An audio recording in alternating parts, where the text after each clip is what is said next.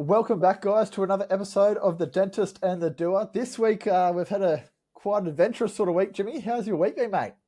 Yeah, good mate. Good to be back on here. I've been very much looking forward to doing this one today. Yeah, it's been a pretty interesting week for both of us, I think, in regards to the investing world, but we'll touch on all of that. But otherwise, very good week.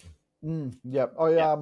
I saw your content's been really good, man. I've really to be honest, I've slackened off of mine. I've been loving yours on sharing your just like even the stuff about your jiu-jitsu yesterday, oh, it might have been this morning or yesterday, Arvo, and you're just like, oh, like I was getting the rashes that you're getting and stuff, and then just like giving practical, like, oh, I just got to do with like good gut health and stuff like that. So yeah, man, it's all coming together, mate.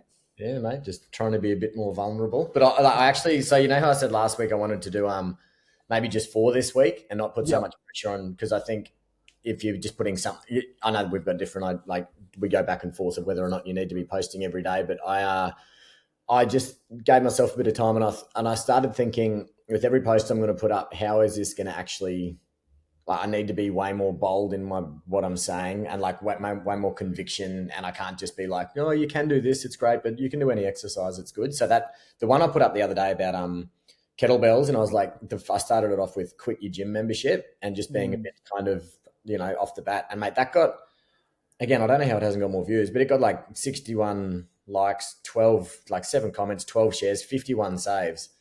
And that's only, Wow.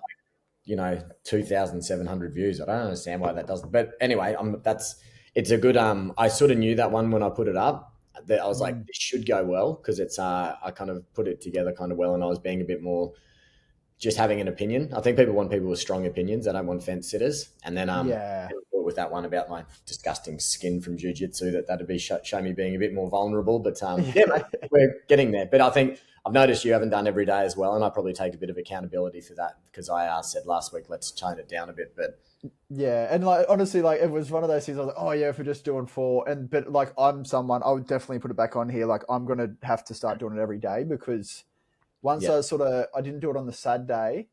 And the thing is, like, I recorded a video on the sad day about like the AI trading, like just like as soon as it was really fresh.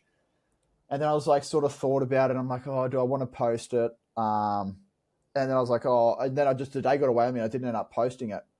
And then I posted a different video on the Sunday, Arvo. And even Tay, she was going back through my videos, and she's like, oh, you really should have posted this one. She's like, it was so much better. Like you can tell it's like shocked the shit out of you. So yeah, and I just like, because it was one of those things, I'm like, oh, if I had probably just like been like I'm doing it every day, I would have just posted it for the sake of doing it. So I think there's like a little lesson in that. And I think it's just like also, I know I sent you over one this morning or yesterday that was like, he was just like every day, just post different stuff. And he's like, it doesn't have to be professional quality. It's just like pick an opinion, stand by it, and just sort of keep doing that. So yeah, it's a good bit of fun, mate. But yeah, it's just definitely, I think for me, doing it every day is the most important thing. Yeah. Well, mate, I got a bit of a extra boost because I had a bit of a quiet week last week, and that one I put up about the why kettlebells are better than the gym, it got me like 20 followers, which is really good. That's huge. Awesome. Huge for me at the moment. But every time you get one of them, it's like, okay, like you knew that was going to be better. So being a bit more intentional about, obviously posting anything's good, better than nothing, but being a bit more intentional and like, would I stop and watch this sort of stuff? But anyway, it's yeah, we'll get there, mate. I was going to start off with an idiom for the week. Hit us, mate. Hit us. Brain firing. So you know when you go out and do something and people say, oh yeah, break a leg. Yep. Break a leg, which is a bit of a weird thing to wish someone when they're going to, perform or play. And there's 2 theories behind. I'm curious where this one comes from then. So there's 2 theories. One of them is that wishing someone good luck, if you're superstitious, it's like the opposite of what you want to do. So they'd wish you the worst possible luck, break a leg, and then you'd have good luck. But the most, the one they do think, the highest likelihood is that it's from in the old theatres back in the day where they'd get up and perform and people would like stomp their leg when they're clapping, clap and stomp. So they said like break a leg. So if you went out and did a performance, you wanted the audience to stomp the ground so hard when they were cheering that they'd break their legs. Okay. I like the second one a bit better. Same, yeah. So that's just sort of how to, break a leg, because it is when you stop and think about it, it's a pretty weird thing to wish someone when they're about to go and break a leg. Yeah. Go and break someone else's leg. Yeah, exactly. Yeah, there's a bit of bit of a mind activator for the pod. Oh, mate, now we're switched on, mate. Now we're switched on. Well, Matt, I wanted to say one more cool little thing I said this morning before we get into talking about the AI stuff. But yeah. I was driving just to get a coffee this morning, and someone's gone through all of Palm Beach and like have done some like positive vandalism. So they've just strapped up all these Australian flags to all of like every different like post along the main strip there on the Gold Coast Highway. So there was like 20, 30 sort of Australian flags in the space of like a couple of 100 meters. I was like, this is awesome. See, yeah, I've always like, because I saw they done that over in the UK, and then I'm interested to see the reaction people have to that. I know. I reckon you'll see like obviously other cultures' flags get put up and they get left up for ages. I reckon the cops will be down there pulling that down today. Like it would be interesting to see what happens. I was saying to a friend, I bet whoever put these up is probably going to get done for treason or something. Yeah, man, honestly, like that's how bizarre. Because I was thinking about it, I'm like, I wonder what the reaction to something like that would be. Yeah, and yeah, I reckon they will get like in more trouble than someone doing it from a different country's flag. It was so cool, like because I've been to Norway a bunch of times because I've got one of my best friends lives in Norway, and every house there's got like a Norwegian flag up in their backyard. Like when you drive along, it's really cool. Like I love it. So I was pretty encouraged to see that. But like you said, I've got a feeling that'll get spun into some racist, racist Australian going and vandalising flags. But it's just it's mental, isn't it? Yeah. But anyway, I just thought I'd share that before we got going. But I like that, man. I like that. It's it was cool. Like that's the thing. I try and always get my Aussie flag out whenever I can and stuff like that. So but I think it's they'd climbed up sort of the poles and like they must have put ladders up for each one, and I saw like 30 at least. Yeah, that's good effort, eh? Yeah. That's correct.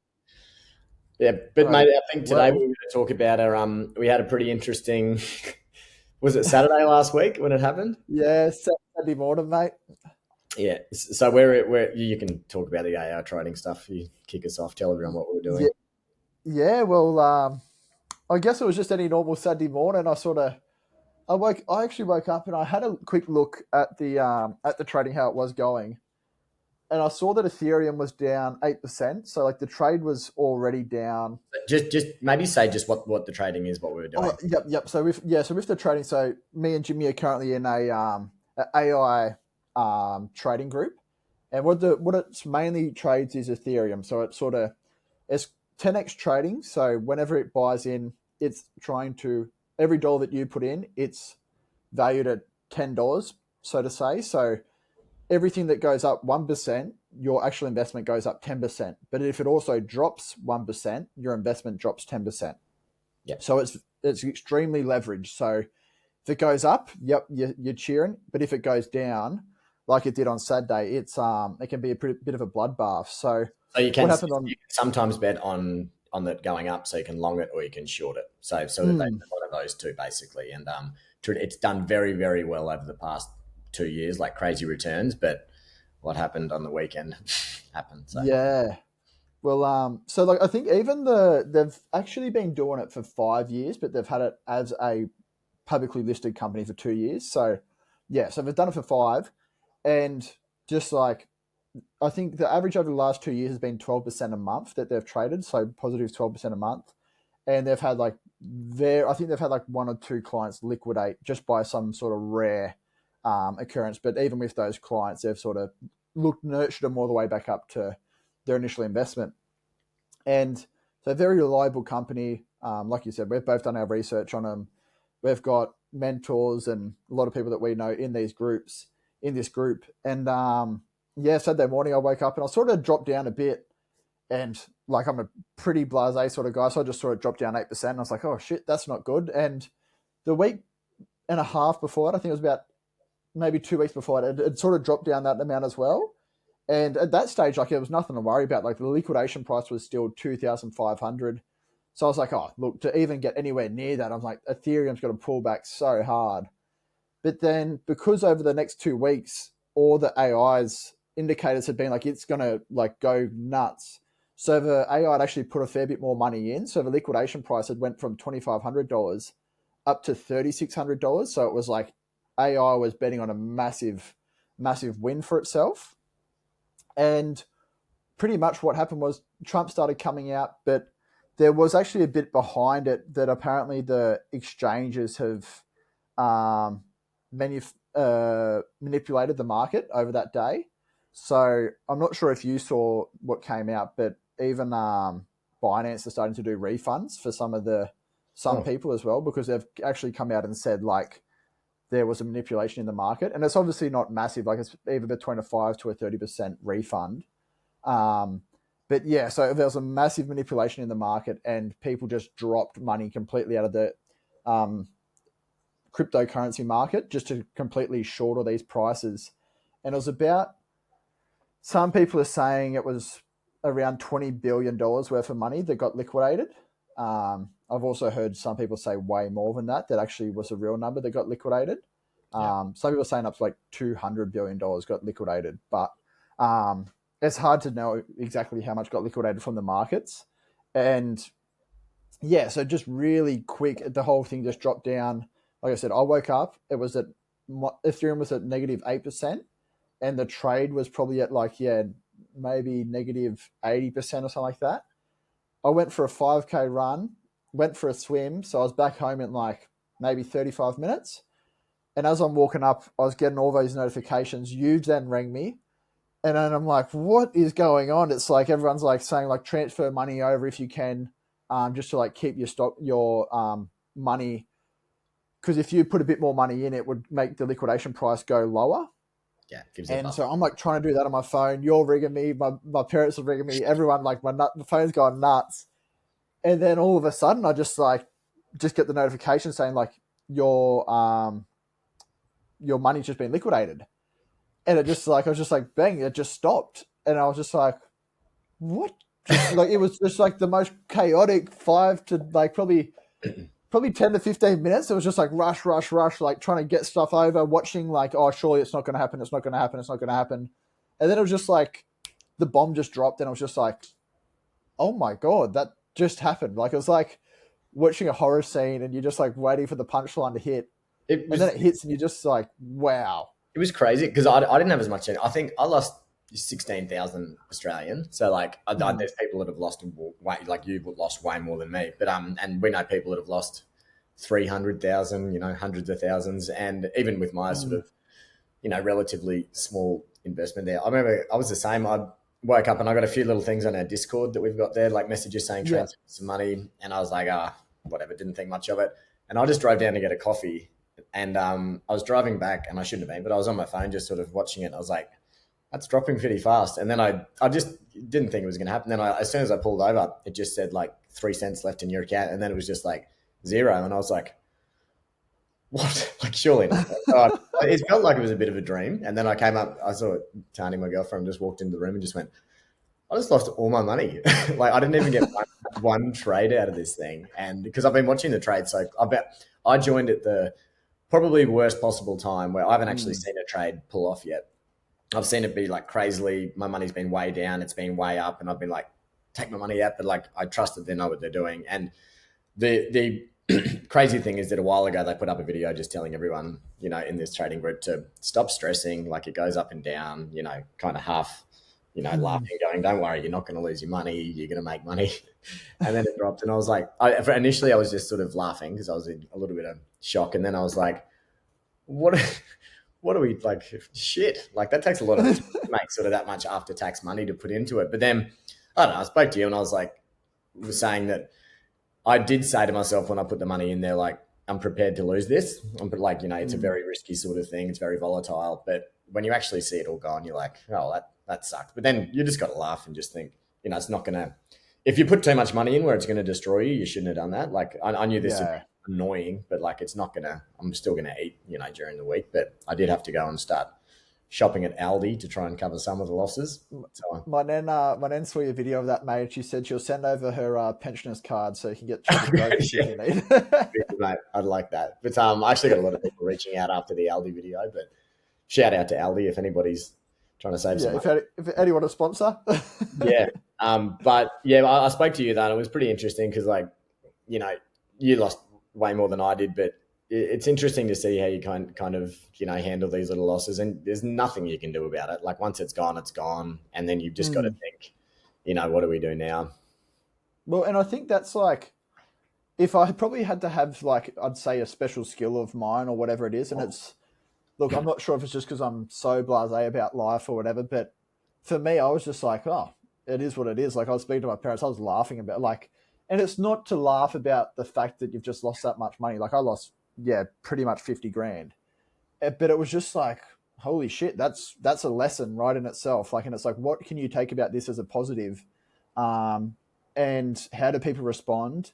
That was my biggest thing. Cause like you said, like we've got mentors that are in this group, and stuff. And I was just like, I was really curious to see how a lot of those people would respond, because you could see the people that like, and it's, everyone's like probably pretty well off to be able to invest at least $16,000 into this group.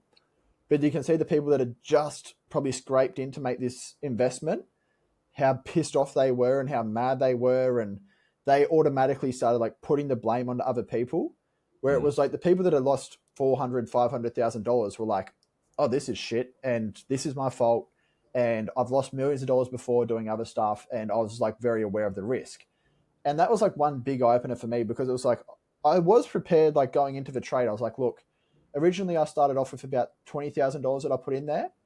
And then I'd got in there about 4 weeks or 5 weeks before you. And like those trades for that 4 or 5 weeks were just like gangbusters. I think I made $6,000, maybe $7,000 off my $20,000 investment over 4 to 5 weeks. And like, that was after paying the fees. Like I was just like, oh, how good is this? Like I'm just cleaning up this thing. So then I was like, oh, I'm just going to double down. Like I started doing some calculations. So I was like, if I put 50 in there, I'm like, I can pull out half the profits. I can literally like live a rock star lifestyle of half the profits, put the other half back in. I'm like, in 4 years time, I'll be like a multimillionaire of just this one thing. Like, and I'm like, I was already counting the money before it even happened. Yeah, spending it already. And I was spending it already, mate. I was like, oh, like this will pay for this much of the rent. This other thing, you can go to groceries. Like, it was just like, I'd already spent the money before I had it. But the thing was, like, you'd see that, sounds silly now. You've got your personal plates on the car and everything. Yeah, mate, I've already got the big gold, the big GMC out the front. Like, oh, mate, laughing. So, but it was just really interesting. I just was like, the big takeaway from it about was just like how people handled their emotions. Like, even Matt Fraser, he was like, he was sort of one of the people that it was sharing about it a little bit. He's got like a little school account, and he was just sharing updates about it. He's like, oh, guys, if you're just going to put some in, do it. And then it just like, everything went quiet for about, honestly, probably about, I reckon like 8 hours. I don't think anyone really put up like, well, like people were commenting on it, but like the people that we were sort of looking up to, like our coach, like Adam, Matt Fraser, even from like the AI Wealth people, like it was very quiet for like, I reckon 8 hours. Mm. And I think everyone was just like trying to regather their thoughts, like, okay, what is the best way to move forward? But everyone else was just like peppering, like they were just sending thousands of messages. And like, I know for me, even I didn't even message AI Wealth, because I was like, I can just imagine how inundated worth of messages they're getting and people abusing them. And like, whatever people are saying, I'm just like, it's not going to help the situation now. It's like all their mental energy has really got to go to how can we solve this situation in the best way possible? And that's when I started speaking to you about it. And you were like, oh, what do you think is going to happen? Like, is that just the loss? Is that whatever? And I was like, look, I've sort of looked into them. I've looked into, I'd seen people comment on like people's stuff had went wrong. So like people's trades had went wrong, and then what they'd done in a response to help those people out. And I was like, look, man, I'm pretty confident they're going to do the right thing and help us out. Like, I can't imagine it going, oh, you guys lost out, too bad. If you just want to try and get in another, like, it's going to be a massive pay, like, you got to pay the money to get back into the group. And that was like the really thing, like when they started coming out and just like, they took the loss in the chin. I think that was massive for them. They were like, look, we obviously, that's their business. It's like, they probably feel way worse than anybody else in the whole thing. Like even someone that's lost that amount of money, they've then got to feel like they've lost that amount of money for 2,000 people. Like just how you sort of feel after that would just be crippling. So they've come out now, and then they've said they're pretty much going to trade everyone's funds for free till they get their initial investment back, which is pretty awesome. I think that's the best way a company could respond to a market like that. That was probably out of their control. Like it's easy in hindsight to say that, oh, we should have pulled out the week before and stuff like that. But like they were saying, like the indicators were just all saying it was going to go up another 300% for us pretty much. So everyone would have walked out of there cheering, but it just didn't work out that way.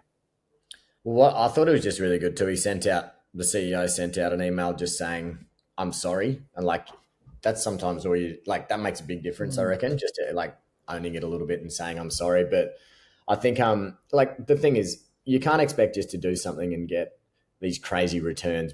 Mate, your camera's going a little bit fuzzy, just making sure. Is mine okay? Yeah, yours is all right.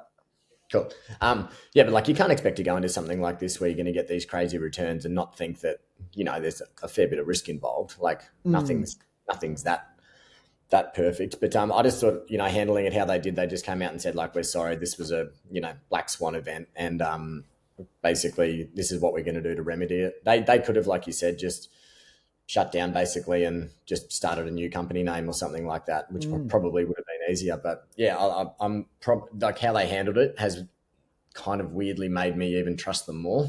So they've turned a really bad situation into a good one. I think it's pretty in anything. Like, mate, I know with me, with what I do with dentistry, like if I do a procedure or something and, you know, and it doesn't go to plan, like you just do whatever, like I've never been sued or anything like that. Like not even really close, I don't think. But if I do something and it doesn't go to plan and it's something I've said is going to, you know, should be okay, like I'll always fix it up for free. And like then you not only get back to neutral, but people are like, okay, I like this guy more now because he's like just gain that trust, goodbye, basically. And I think that's same as anything. Like you got to stand by what you do, and if you fuck something up, you sort of just fix it. Not that they fucked up; it was really bad luck. But yeah. Anyway, it's been a pretty interesting watching how everyone handles it. But it's been good. I'm sort of glad they've done it, and I'm probably, with how they've handled it, going to put a little bit more in and double down. Not a whole lot, but just they've offered like 35% or 50%. So I'm going to a bit more. Well, even like it's interesting. Like I've got some numbers here for you. So even if you, because I had like 14% left in my account of like my initial investment. So I was like, I wonder how long that, even if I just left that in there and didn't put any more funds in, how long that would take. Because they think they're going to trade now doing real quick in and outs, and they reckon they can constantly get 12% per week, which is pretty crazy numbers. So at 14%, if I just started with 14% of my initial investment, that'll take 120 days to get it back. Then if you put in 35%, that'll take you 65 days. And if you start at 50%, that's 44 days. Yeah. And then plus they also said they will get you another 10% on top of that as well. So it's pretty cool to see that in the space of, 2 to 3 months, you can pretty much get your initial investment back plus 10%. Yeah. I've got to say as well with this now I've had like a little bit of, you know, a few days to think about it. I'm kind of glad that it's happened because one, it's made me think, okay, like, you know, I've got to get that money back. So I'm going through and doing a full audit of, you know, the stuff you should be doing every month, like canceling all my subscriptions I don't need, sort of shopping at a more affordable grocer, and just stuff like I sometimes go through waves where I'm really on top of the money, and sometimes I get a little bit, you know, footloose. But you know, on top of that, it's just really made me think that if I was going to keep going with them, and just because my plan was going to be just to leave it in there, same as you, and let it compound over, you know, in 5 years, that could be millions and millions. But now I think if you got back into it, you've got to be skimming stuff off the top and taking your profits instead of just, you know, having this pipe dream that you're going to be worth $20 million from something that just, you know, works on its own, which could happen, but there's a huge chance of, you know, there's a chance this could happen again, and then you're just back where you started. So I'm glad it's happened. It's given me a bit of a, I don't know, a bit of an appreciation for money again, I think, when you lose a little bit like that. Yeah, and I think like coming off that, like a good story that I sort of, well, even when that happened to me, I know you were like, oh, mate, I'm going to get this 18 grand or the 16 grand back by the end of the year. Like, even if I go and do a couple of days of extra work and stuff. Yeah. And then like straight away, I'm like, yeah, I'm probably the same. Like, I'll probably get back on the tools. And like, to be fair, I enjoy getting back on the tools anyway. And I said to Tay, I'm like, I'm probably going to get back on the tools. I'm like, that was a pretty big loss. And she's like, yeah, but like, are you getting back on the tools because you want to, or like what's your bigger purpose really? And that was just like a bit of a wake up call for me. It's like, just because something doesn't go your way, like don't leave like your purpose sort of thing. So it was like really good timing as well. Like my cousin, or my second cousin, he's just started off like his own little farm down near Wagga, and they've got like 40 acres, and they've been doing like specialty mushrooms, and then they've just brought, I think, like 500 chickens to like lay eggs and stuff like that out there. And like it's a pretty big investment for them. Like they're very like touch and go to try and like buy this property and stuff, and it's like a very like the massive scale for them to start off this whole business, and like they're just going all in on it. Like they've quit their jobs, and that's just like specialty mushrooms and supplying of eggs to free range eggs. And he's like, at the start of it, he's like, man, we were struggling like so bad, like we just weren't making ends meet. He's like, we're going to the markets, and he's like, I was walking away with like $250 every weekend, and he's like, that's after spending the whole sad day packing mushrooms. He's like, even growing them, packing mushrooms on all half a day sad day, being at the markets all day on the Sunday. And he's like, man, he's like, I just wasn't getting ahead at all. He's like, I really started to struggle. And then one thing that he said, he's like, I do believe, he's like, there's an abundance of money or whatever in the world that you need. He's like, there is an abundance of it. And he's like, so I just decided I was going to start like giving out more, and like, I'd go and give my time. He's like, look, he's like, I don't have any money to give, but he's like, I know I've got leftover mushrooms and leftover eggs to give out. So he's like, I just started going and giving them to charities every week. And he's like, we sort of stopped doing the markets for, I think he said 3 or 4 weeks, because he's like, it wasn't worth my time anymore. He's like, the first week they went back, he's like, from doing $250 a week for months straight, he's like, just going and doing that again. He was like, I think the first week they done like 750. The second week was like 1,000. The third week was like 1,250. The fourth week was like 1,500, and I think it got up to like $1,700 like within 5 weeks. He's like, but he's like, that's just by going out and like, he's like, I genuinely feel like it's by going out and doing good by people that comes back around to me. And I was like, wow, that is like really such a good way to look at stuff. It's like, are you chasing your purpose? Are you helping out? Are you like, you're donating your time, your money, whatever it is to help people out? And the more you do that, I do believe the more good will happen for you. And that's where I was like, today, I'm like, I've just got to start like going and giving my time back and stuff. And it's funny how just a wake up call like that, now everything's starting to fall into place for me. Like I've now got like a school down the road that's like a rugby league school that I'm going to start volunteering at. Then there's just like a little after school program that's like a gym and everything that all, it's pretty much just like a after school. It's not even after school care, but it's just like literally an open gym. It's completely free for all the community, from like kids from the age of 13 up to 25.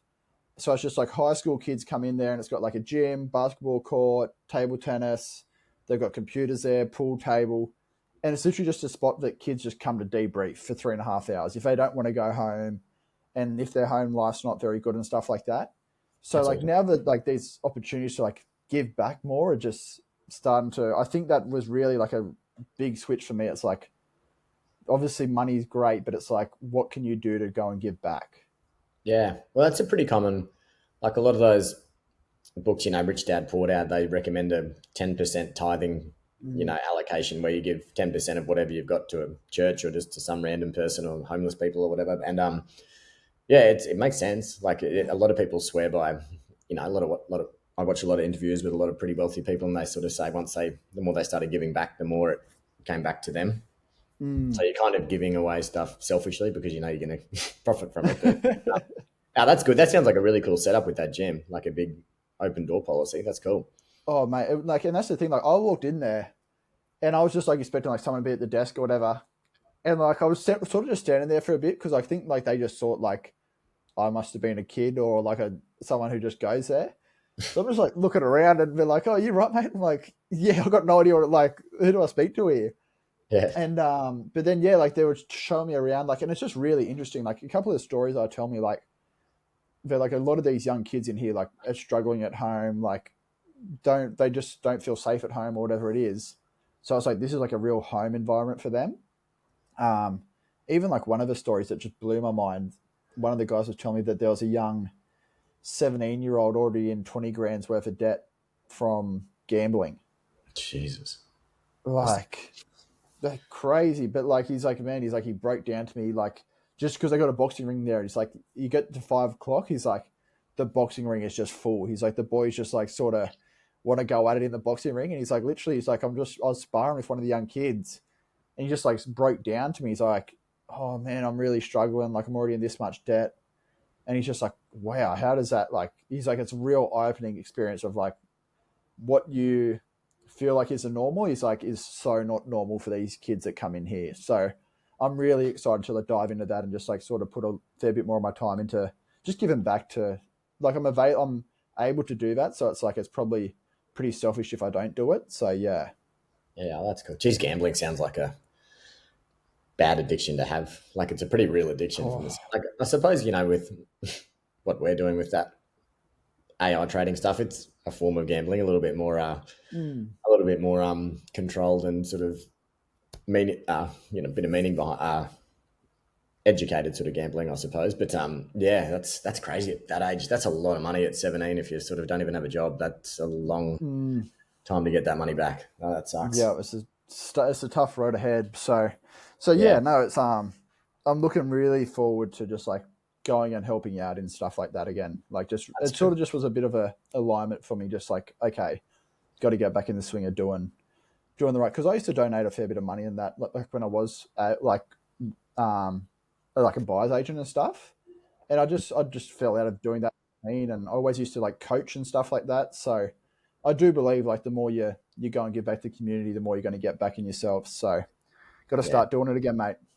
Yeah, that's cool, mate. Good to hear. I was going to say I had a bit of a question for you this week, because I've been speaking to a couple of friends this week, and I've just been getting a little bit introspective when did a bit of a journal entry after that loss on the weekend, and it made me think, like, how much of your normal day do you think you spend thinking about, you know, money, where you're at, where you're going to be at the future, like what sort of money you got to have together? Like, how much do you think of your daily proportion is given to thinking about money and finances and stuff? I would have said, like, before, it used to be a lot. To be fair, these days I really don't think about it as much. And like, that's probably a thing, once you sort of set yourself up a little bit, like you sort of stop thinking about it. It's not always on the mind. But I could definitely see when I was back on the tools and stuff, and well, even last year, I purposely went back to go and refinance money, and like that was my whole reason just to go back to work, was just purely money. I was like, I'm going to go back, refinance and stuff. So but I feel like this year has probably changed a fair bit for me, especially like going over to America and then coming back here and then deciding not to go and get a job straight away. And I think it's probably that luxury of being able to go and, like, I'm doing all the research of like these AI stuff and everything like that. So obviously there's money intrigued in that, but in all honesty, I've definitely cut back a fair bit on trying to think about money. And like I said, now I think for me, it's like a lot more trying to be able to like live off purpose, I guess. Like, obviously you still need money to live and eat and put a roof over your head. But once I sort of have enough of that, I'm just going to like try and put everything back into purpose. So for me, like, money's never, like, I've still driven my ute that I got 11 years ago. That's the only car I've ever had my whole life. Like, and I look at some people, it's just like money is such a thing that they like to show off or anything like that. Whereas for me, I'm like, money's good because it keeps you safe and you get to eat good food, like better food and stuff like that. But once I can do that, I'm like, I don't really see much more of a purpose than that with money for me. Where I see some people love to show it off. Some people want the bigger and better houses, and they will always try and, like, say if they start making more money, they'll just spend more money. So they're always thinking about money. Whereas, like, for me, I've always, like, once I've got enough money, I'm just still spending as much as I probably spent when I was a first year apprentice. Like, and I think that's really helped me along the path. How about yourself?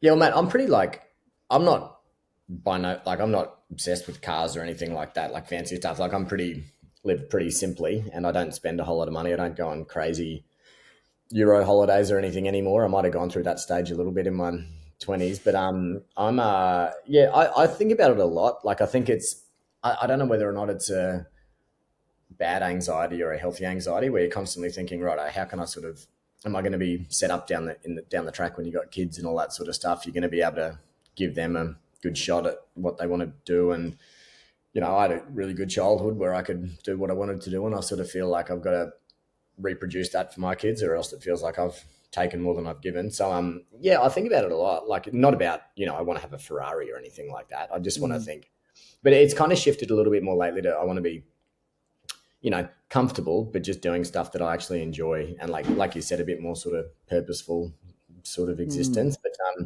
I like my little things. I heard something the other day and it was just saying, if you're having a hot shower now, like, 100, 200 years ago, the richest person in the world couldn't have a hot shower. And just stuff like, having a dishwasher. Like I wake up and do my gratefulness stuff most mornings, and now I've started to get down to the really basic stuff. It used to be like, my health and everything, but now I'm like getting up and being able just to make a cup of coffee, like a decent cup of coffee with coffee pods. I'm like, geez, that's good. Like I fucking love coffee. And or like just being, having a shower, or having like, a comfortable bed with like where you're warm and like just a safe place. And I'm like, when you really break it down, you're like, you don't need that much. I've got the same. I've got like a 10-year-old Subaru, and I've got no intentions of sort of changing that up to getting a better car. Like it does. I kind of like having a bit of a beat around car, because you don't have to worry if you get a scratch on it or anything like that. Like I think having a car is like the ultimate social status symbol. And I think I just couldn't give a flying fuck. Like, and I think having a really cool, nice car is probably more of an impediment than like an advantage. Yeah. Like, I'll say this now, but then I've always got this dream, big GMC. It's on all my walls and stuff like that. But I've always said I'll only ever get that if like I am able to get it, and it's just like if it's there and everything's right. But it's just like, for me, I'll still drive my ute around till it dies. Like until that thing dies, I'll drive that. Like, because I love it. It's like, even when we were in America, we hired a big GMC. And it was so good for like, it was amazing. But then I was like, I actually got to a stage where I was like, man, I miss my ute. Like, it's just like such a comfort thing. And it's like, that's just my car. Like, I just love it. So I can picture you having a big GMC with like flames around the outside with Layne Insano or something once you become a big brand, personal brand. Yeah, mate. Yeah, it's that'll probably be the way. So I'll have to come back and delete this episode one day. Yeah. No, but I don't think like I used to do like vision boards and stuff like that back in the day, and I think I had a Cybertruck on there at some stage, and I think I just copied that off someone else's vision board. I don't really care about that at all. Like, but just honestly, like I'm 40 in a month or so, and I'm just like being healthy and feeling good, and having like a place where you can just cook and sleep, and like you really, really, really, I'm realizing now you just don't need that much, especially if you're chasing money and you're making yourself sick and all that sort of stuff. I actually saw so Chris Griffin, he's a younger sort of podcaster guy, and he put up a thing that he got a bunch of heat for not too long ago, where he was talking to a podcaster who's a bit controversial over in America, and he was saying that Chris was saying he's only 22, so a lot of people sort of say to him like, you're too young, what do you know? And but he said that there was that if you could be super rich and have kids and have all the money in the world, but if you don't have your health, you're still a failure, because you can't do what you want to do with your kids. And this other guy said to him like, how old are you? Like 22? What the fuck do you know about success? And like was being a bit of a dick towards him. I actually agreed with Chris in this situation, and it was like, if you've got enough money so your kids can do stuff, even if you're fat and working and your family's got enough money, then you've done your job. They just need money. And he was saying like, they can go to school, they can go to private schools, all this sort of stuff. Fuck your health, all that sort of stuff. And I was like, that's the stupidest advice ever. Like, you've got to be, it's not selfish to take care of your own health so you can actually you can do stuff with your kids, because they learn off. If you're out of shape, your kids are probably going to be much higher chance of being out of shape as well. Like, even if you're rich, who cares? And I think the thing, like over in America is, but I know they spend so much money on their colleges and stuff like that. Yeah. So like theirs is just like, oh, you've got to make sure that your kids go to college. And so I think it's very different, like culture wise, but yeah, I definitely agree. Like if you can be healthy and raise a loving family and stuff like that. Like that's like the number one thing. And I think it's like what we're talking about now. It's like money isn't really that big of a thing. It's like if you can have a healthy like lifestyle, and I find like even now, I know you've surfed for a couple of years and that, but it's just like the ocean's right there. It's free. You go and get a $200 surfboard. It's like you can go and do that for hours on end every single day. And it's like you have a pretty good time. You have a fun day. And it's just like if you were a dad and you were going and taking your kids surfing every day, it's like how much fun, like how much more money do you have to spend to have any more fun than that, really? Yeah, like, exactly.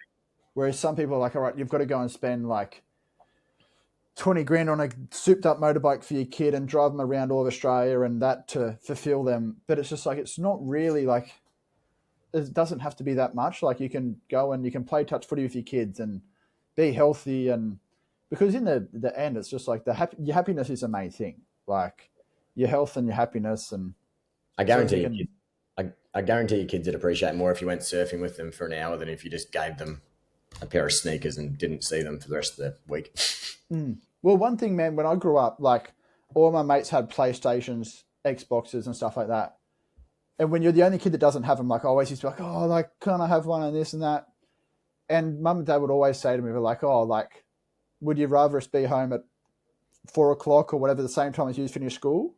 Or would you rather us be at work till 6 o'clock to like pay for that? And like, I don't think as a kid, PlayStation, obviously, mum and dad, like, but at that age, that's what you think. But it's like, I am so grateful that like my parents were always able to like, my dad coached all my footy, my mum coached all my sisters netball. Like we always done everything as a family. But like when you grow up, you always see like all my mates would just be like stuck inside playing PlayStations and that, and their parents would be out working. Where it's like, for me, our school holidays, we would always be out doing stuff as a family because my parents would just be able to like, have that time off and spend as like as a family. Which I think is very like probably one of the biggest things that shaped me into the person I am today, really. Yeah. Oh, that's awesome. Yeah. Oh, anyway, that was sort of the question. I just was thinking about how much time people think spending about money, and it's probably an unhealthy amount for the majority of people. Yeah. Just one thing to quickly touch back on that AI thing. And I think it's just like a good little, like gather about like why we sort of do stuff like this. And I know it looks like this is probably like a pretty big play for us. Like this is one of those Hail Mary throws, but it's all about like being in the game. I think you got to sort of put yourselves in the room of wealthy people, of educated people that are trying to like grow with their wealth. Because I sort of think if you're not going to be in the game at all these days, you're automatically going to lose. Like we know inflation, they say it's at 4%. It's probably really at 7 to 10%. So I think in America, like I think $100, it's lost like, over the last 100 years, the American dollar's lost like 99% of its buying power. So it's just like, if you're not going to go and like chase and invest and stuff like that, you're automatically going to lose. I know sometimes you end up like a dickhead and you feel like you got egg on your face because you've just lost that amount of money. But it's like, I'd prefer to be putting myself in the ring, and if I lose, I lose. Whereas like, I'd rather that than going and trying to save all this money and eventually lose anyway, and not actually go and put myself out in front of everyone and sort of end up losing anyway. I was thinking the same thing. Like I was kind of thinking to myself, I didn't really get that annoyed about it because it wasn't like a crazy amount of money for me, but like, I was like, at least it was in there having a crack. You know, it's better than have that money just spending it on fucking cocktails at the pavilion, or just letting the money just lose its value. Like it's like, at least you're not going to win every time, and you got to be, it was well intended, well researched. It wasn't like it was a scam or anything like that. It was just a crazy event, and it's a good opportunity to learn from it. So I'm glad it all happened, and it's a good learning curve. Yeah. And like you said, mate, it's not like we're spending money on silly stuff. Like the first year that I stopped drinking, I think after that, like I wanted to go and buy like a bike for my triathlon, and it was like $3,000, and I was like, oh, that's pretty expensive for a bike, isn't it? And then my mum goes to me, she looks at me, she goes, how much money do you honestly think you've saved since like you've stopped drinking? And then I was like, oh shit. She's like, if you're going to ride that bike and that's you not drinking, it's like you would make that investment back 10 times over. So yeah, it's just like all about different priorities, and if you're doing the right thing, I think you just put your head in the ring, mate. Eventually, it's going to pay off for you.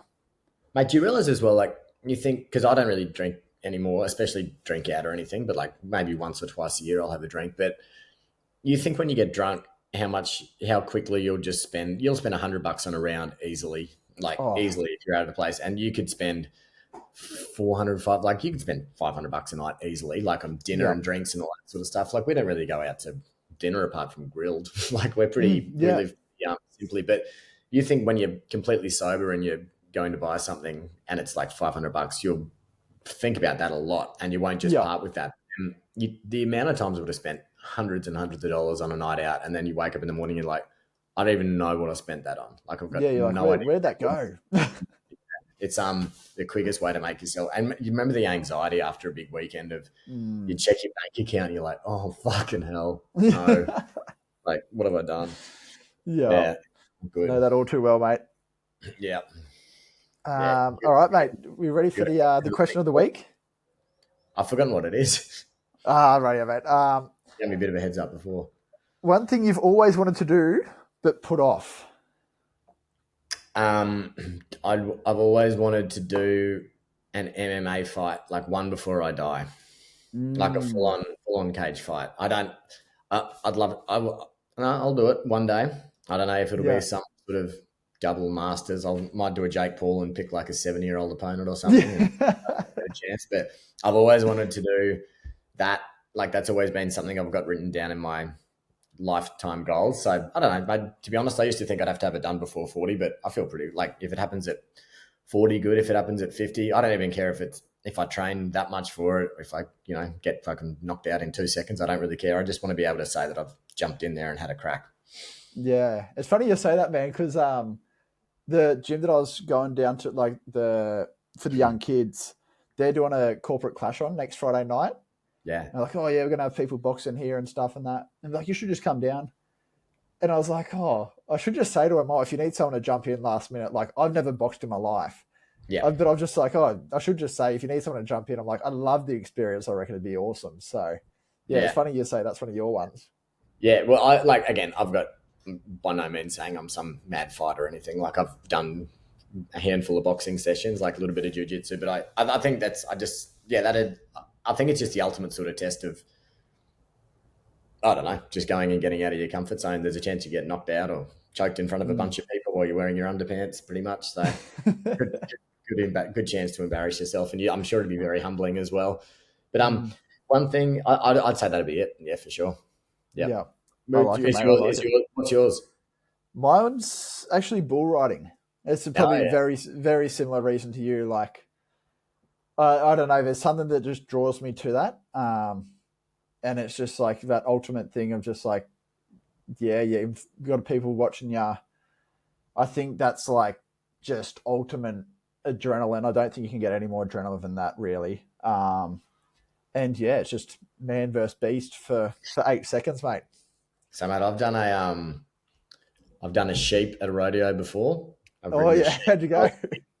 It was actually that was all right, but I've ridden like at friends' farms, like calves and stuff, like not full size bulls, but even that, like you get tossed around pretty crazy on a calf. Like they were sort of doing it as a joke because I was out there like more of a city boy sort of, and screaming when I was on a calf. But mate, on a bull would be fucking terrifying.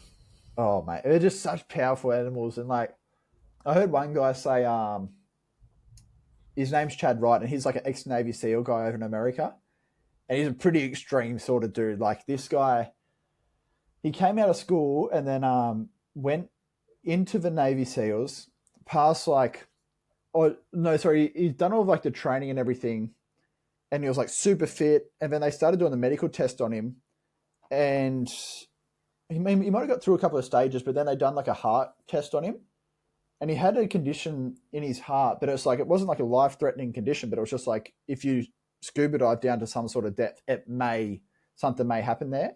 So they like said he couldn't do it. He couldn't be a Navy SEAL. And then he ended up leaving there, ended up fundraising like $20,000 to get this procedure done on his heart. That it's like you didn't have to get it done. It's just because you purely wanted to become a Navy SEAL. ended up becoming a Navy SEAL. Now he does like all these like massive endurance runs and everything like that. But one podcast that I heard him talk on, he's like, the 3 things you got to do in your life is like, because you feel so defenseless while you're doing it, is one is jump out of a plane, one's a bull ride, and then he goes, the other is run over 100 kilometers. He's like, because like when you get to those certain amounts, he's like, you just feel so defenseless in what you are doing with your body at that stage. Yeah. He's like, you just have no control and you just feel like quitting, and yeah, your body's just pretty much like giving up on you. And yeah, so like I've always heard that. So I've done the 100, jumped out of a plane, so now I've got to jump on the bull, mate. Yeah, I sort of wonder about the bull, whether it's risk reward. Yeah, I don't know. I know. It's one of those things that gets, that's the thing that always stops me, but it's like, and also another thing, I'm named after a bull rider as well. And his story didn't go too well. He got killed by a bull. So that's, yeah, right. No, I sort of think with that's like, I think now that I'm nearly 40, like, because I used to be pretty, I'd try anything, but I think just when you get a little bit older, you get a bit more risk averse. I don't, maybe, I don't know. If you do it, let me know. We'll see how we go. Yeah, mate. You jump in the gate behind me, mate. Maybe we just do one big night and we fight each other in the ring. Him in the cage. Jump on the bull after. Lives. Whoever's got the concussion from the ring, mate, they might stand a bit more of a chance on the bull. Yeah. And do a podcast straight after it and see how we go. Yeah. The worst podcast in history. Oh well, cool. Well, I reckon good little lessons in that for. Yeah, I reckon that like we were touching on this whole AI. I think it's if something shit like this happens, it's good to just look for the only thing you can really do is look for a positive spin on this stuff and think where you go from there. And I think sounds like we're both doing that, so it's good. Yeah, there's always going to be positive in life. You just got to sometimes you just hidden behind a couple of walls, mate. So you just got to look through them, I guess. That's it, mate. All right. Awesome, guys. Thanks for listening. Thanks, guys. See you later.